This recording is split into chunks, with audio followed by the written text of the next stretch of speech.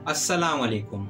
एक बुजुर्ग थे, इनका एक मुरीद उनसे बार बार कहता था, हजरत मुझे पीर बना दीजिए।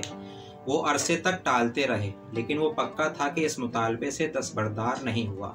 एक रोज जब वो बुजुर्ग के पास हाजिर हुआ तो क्या देखता है कि इनके हाथों में खून आलूदा छुरी है और कपड़ों पर भी खून के छींटे पड़े हुए हैं। मुरीद ने पूछा कि हजरत ये क्या हुआ है? फरमाने लगे, अब मेरी इज्जत तुम्हारे हाथ में है। मुझसे एक कत्ल हो गया है और मैंने इसको फलां जगह दफन कर दिया है। मुरीद कहने लगा, आप फिक्र ना करें, मैं ये बात किसी को नहीं कहूँगा। लेकिन हुआ इसके बिल्कुल बरखिलाफ। उसने बेशुमार लोगों से कहा कि पीर साहब से कत्ल हो गया है, लेकिन तुम किसी को बताना नहीं।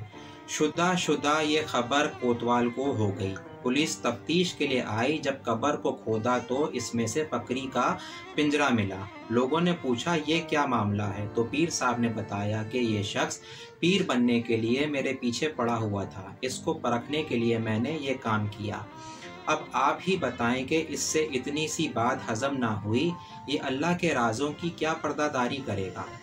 वाकई से ये सबक मिलता है कि पीर बनने के लिए सिर्फ ख्वाहिश काफ़ी नहीं, बल्कि ईमान और अमानत भी ज़रूरी है। जो शख्स ईमानदार नहीं, वो अल्लाह के राजों के पर्दादारी नहीं कर सकता। वीडियो पसंद आए तो लाइक करें, शेयर करें। इस तरह की इन्फॉर्मेटिव वीडियो के लिए मेरे चैनल को सब्सक्राइब करें। फेसबुक और इंस्टाग्राम पर फॉलो करें। मिलते हैं आपसे अगली वीडियो में। अस्सलाम वालेकुम।